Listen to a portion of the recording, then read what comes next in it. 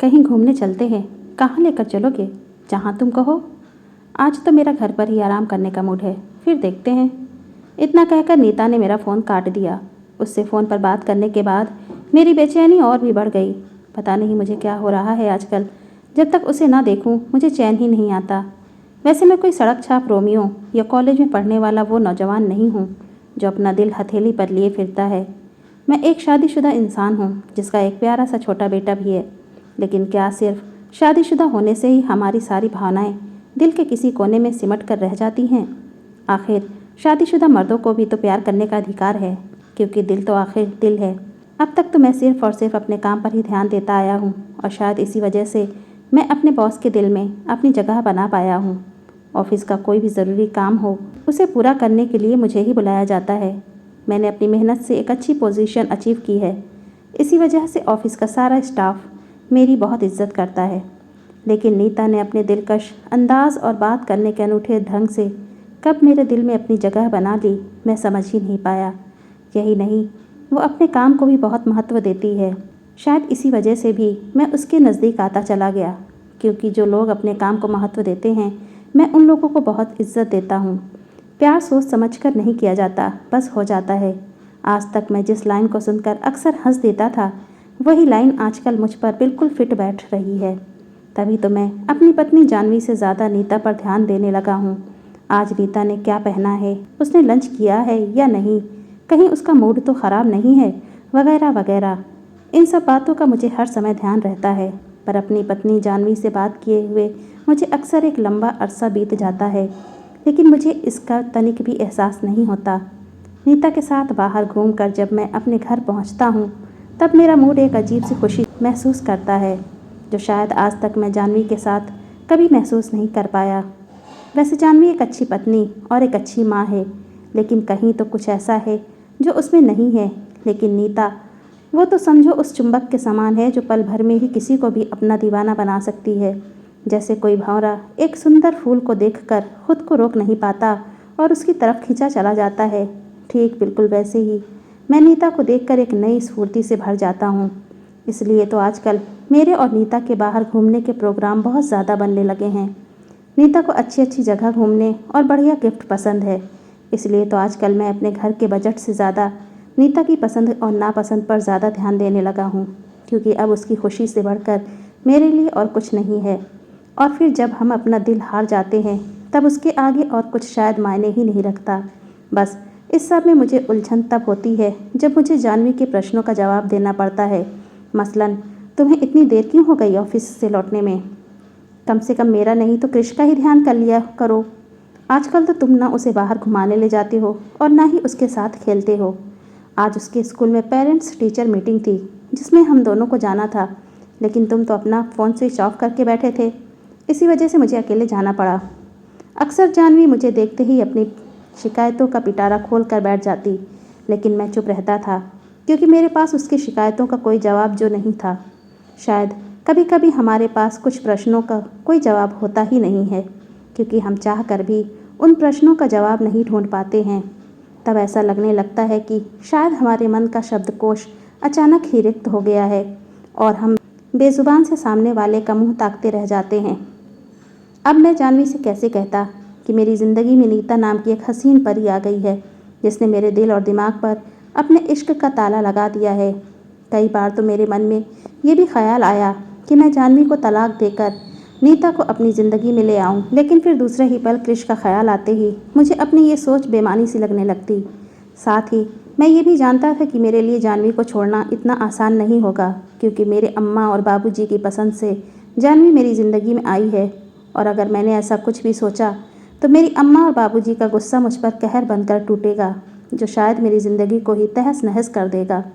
इसी वजह से मैं ना चाहते हुए भी दो नाव पर सवार हो गया था। लेकिन अब जानवी ने एक चुप्पी सी लगा ली थी। ना तो वो अब कोई प्रश्न पूछकर मुझे धर्म संकट में डालती थी और ना ही मुझे कृष को बाहर ले जाने के लिए कहती थी। अक्सर कृष से ही मुझे पता चलता था कि वो और जानवी अब दोनों अकेले ही बाहर घूमने फिरने जाने लगे हैं, कभी पिकनिक तो कभी सर्कस। कृष के मुँह से ये सब सुनकर मुझे अजीब तो लगता था, लेकिन मैं क्या कर सकता था।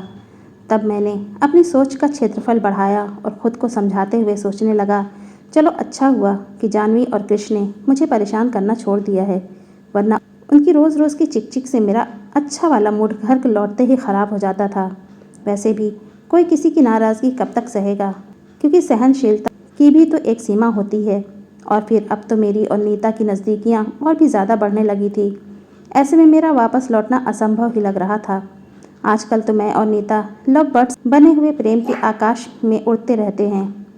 कितना अच्छा लगता है एक दूसरे का हाथ थाम कर दूर निकल जाना, कभी बारिश में भीगना और कभी गर्मा गर्म भुट्टे खाना। और तो और हमारे ऑफिस के बाहर बनी छोटी सी चाय की टपरी तो हम दोनों की फेवरेट जगह थी, जहां हम दोनों अक्सर मिलकर गर्मा गर्म चाय का आनंद लेते थे। और तब ना चाहते हुए भी हमारे अतीत की बातों का पिटारा खुद ब खुद खुल जाता था और समय का तो जैसे पता ही नहीं चलता था। सच में प्यार ऐसा ही होता है, जहाँ बेमतलब की बातें यूं ही होती रहती हैं। हम बस मन की आंखों से अपने प्रेमी का मन पढ़ते रहते हैं। वैसे भी सच्चे प्यार में दिखावा नहीं होता, बल्कि अपने प्रेमी के प्रति अटूट प्रेम होता है। तभी तो मैं नीता की किसी भी बात को टाल नहीं सकता था और तब उसकी हर बात मानने के लिए बेहद ज़रूरी हो जाता था। इसलिए तो मैं अब ज़्यादातर उसका ऑफिस का काम खुद करने लगा था। वैसे ये सब मेरे लिए आसान नहीं था, क्योंकि हर ऑफिस के कुछ नियम और कायदे होते हैं जिन्हें इग्नोर नहीं किया जा सकता।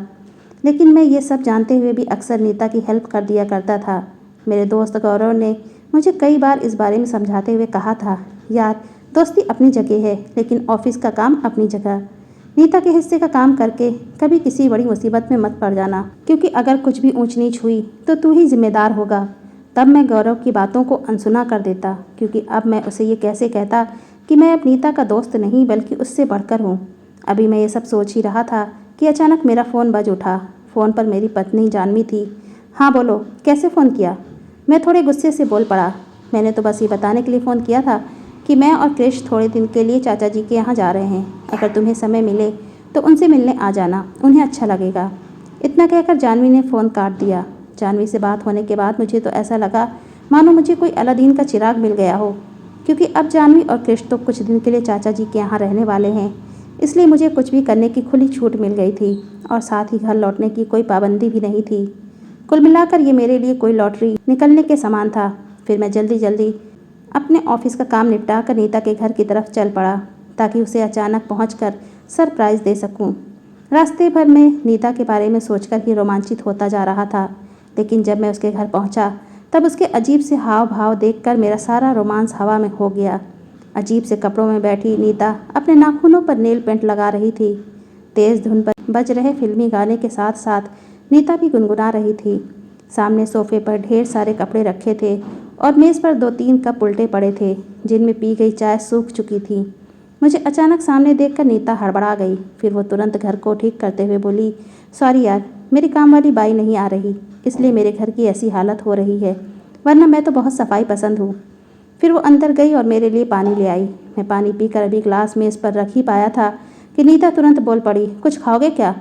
तब मुझे ऐसा लगा कि शायद वो मुझे अपने घर से जल्दी भेजना चाहती है, इसलिए मैं ना चाहते हुए भी उससे पूछ ही बैठा, क्या हुआ, कोई आ रहा है क्या? नहीं यार, दरअसल मेरा पड़ोसी रमन अभी थोड़ी देर में मुझे पिक करने आने वाला है, क्योंकि आज उसकी कॉस्मेटिक कंपनी का एक नया प्रोडक्ट लॉन्च करने वाली है और वो चाहता है कि मैं उसकी पत्नी की जगह आज की पार्टी में उसके साथ चलूँ, क्योंकि उसे सारे सेलिब्रिटीज़ पर अपना इम्प्रेशन जो जमाना है। अब तुम तो जानते ही हो कि आजकल दिखावे का ज़माना है, बस सब कुछ बाहर से सुंदर होना चाहिए, भले ही आप अंदर से कैसे भी हो। नीता की ये बातें सुनकर मेरा मन एक अजीब सी कड़वाहट से भर गया। पहले तो मुझे समझ ही नहीं आया कि मैं कैसे रिएक्ट करूं। मैं जैसे तैसे अपने मन को शांत करने का उपक्रम करने लगा, क्योंकि मैं इसके अलावा और कर भी क्या सकता था। तभी नीता जल्दी से अंदर गई और एक प्लेट में पिज्ज़ा के 2 पीस और 1 कप ब्लैक कॉफ़ी मेरे लिए ले आई। मेरे पास अब कुछ बनाने का समय नहीं है, वरना मैं तुम्हारे लिए कुछ बना देती, क्योंकि मुझे अभी पार्टी के लिए तैयार भी होना है। मैंने कल अपने लिए एक पिज़्ज़ा ऑर्डर किया था, उसी के ये 2 पीस फ्रिज में रखे थे, उन्हें ही मैं तुम्हारे लिए गर्म करके लाई हूँ। और साथ में अगर ब्लैक कॉफ़ी पियोगे तो पिज़्ज़ा के कारण बढ़ाने वाली कैलोरीज का अच्छे से बैलेंस हो जाएगा। इतना कहकर वो तैयार होने लगी। फिर मैं चुपचाप पिज़्ज़ा के पीस खाने लगा, क्योंकि मेरे पास इसके अलावा कोई और ऑप्शन भी नहीं था और मुझे बहुत तेज़ भूख भी लगी हुई थी। जैसे तैसे मैं अभी ब्लैक कॉफ़ी ख़त्म कर ही पाया था कि अचानक नीता मेरे नज़दीक आई और तेज़ी से हंसते हुए बोली, वैसे देखा जाए तो तुम सारे मर्द एक जैसे हो, मतलब शादीशुदा होते हुए भी तुम लोगों को कुंवारेपन का मज़ा लेना होता है। अरे अगर ऐसा ही था तो तुम लोगों ने शादी ही क्यों की? वैसे इस सब में मुझे बहुत मज़ा आता है, क्योंकि तुम जैसे रंगीन मर्दों को अपना शिकार बनाना भला किसको अच्छा नहीं लगेगा। आज तक तो मैं उसकी इसी मुस्कुराहट का दीवाना था, क्योंकि उसके कोमल होठों के बीच चमक रहे दांतों की पंक्ति मुझे बहुत लुभाती थी। लेकिन अब मुझे नीता की इस मुस्कान से एक अजीब सी कोफ्त हो रही थी। आज मुझे उसकी ये हंसी किसी राक्षस की हंसी जैसी लग रही थी, जिसके लिए किसी की भी भावनाओं से खिलवाड़ करना बेहद आसान होता है। रुक जाओ, रमन से मिलकर जाना, नीता ने अपना मेकअप ठीक करते हुए कहा। तुम्हें उससे मिलकर अच्छा लगेगा। इतना कहते कहते उसने खुद को आईने में निहार कर वही पर्स उठा लिया जो मैंने उसे थोड़े समय पहले खरीद कर गिफ्ट किया था। वैसे तुम्हारी चॉइस लाजवाब है, लेकिन आज मैं भी एक लंबा हाथ मारने वाली हूँ। देखो रमन मुझे गिफ्ट में क्या देता है, क्योंकि आज शाम वो मुझे कोई बढ़िया गिफ्ट खरीद कर देने वाला है। इतना कहते कहते नीता की आंखों में चमकता हुआ लालच देखकर मैं भीतर तक डर गया। अब मैं समझ चुका था कि नीता को सिर्फ और सिर्फ अपना लालच पूरा करने से मतलब है। बाकी किसी की भावनाओं से खिलवाड़ होता है तो होता रहे। इसलिए मैं वहाँ से चुपचाप उठकर बाहर आ गया, क्योंकि अब वहाँ रुकने का कोई मतलब ही नहीं था। नीता के घर से बाहर आकर मुझे बहुत अच्छा लगा, क्योंकि बाहर चल रही शीतल हवा ने मेरे दुखी मन को एक अजीब सी राहत जो दी। घर लौटते वक्त मैंने कितना सोचा कि कहीं रुक जाऊं ताकि कुछ खा सकूं, लेकिन मन नहीं हुआ, क्योंकि मैं तो यही नहीं समझ पा रहा था कि अब करूं तो क्या करूं। इधर नीता का सच जानकर मेरा मन टूटा हुआ था, तो दूसरी ओर जानवी और मेरे बीच आई दूरियां निरंतर मेरे भीतर एक बवंडर मचा रही थी। अब मुझे जानवी के पास लौटना बेहद मुश्किल लग रहा था, क्योंकि मैं तो ये भी नहीं जानता था कि अब जानवी के मन में मेरे लिए कुछ शेष भी है या नहीं। अब जब मेरे दिल और दिमाग में एक द्वंद्व चल रहा था, तब ऐसे में मेरे लिए कोई भी डिसीज़न लेना बहुत मुश्किल हो रहा था। इसलिए खुद को शांत करने के लिए मैं बाथरूम में घुस गया और गर्म पानी से नहाकर जब बाहर निकला तब मैं काफ़ी अच्छा महसूस कर रहा था।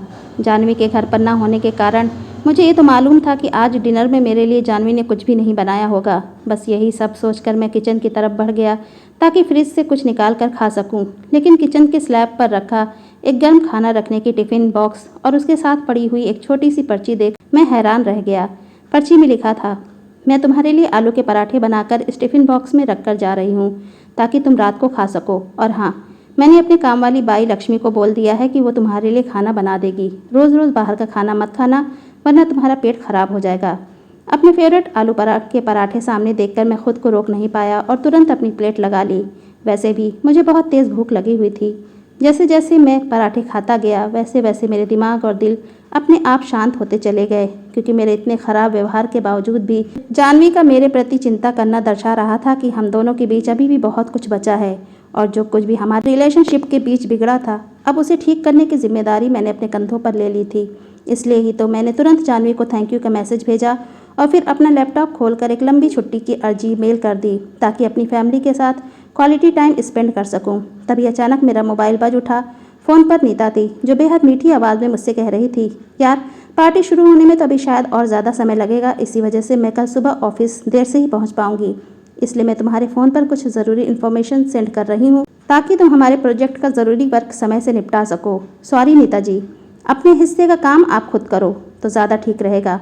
और वैसे भी मैं अपनी फैमिली के साथ कुछ समय के लिए बाहर घूमने जा रहा हूँ। इतना कहकर मैंने उसका रिएक्शन जाने बिना अपना फ़ोन रख दिया और जल्दी सो गया ताकि सुबह अचानक जानवी और क्रिश के पास पहुंचकर उन्हें सरप्राइज़ दे सकूं।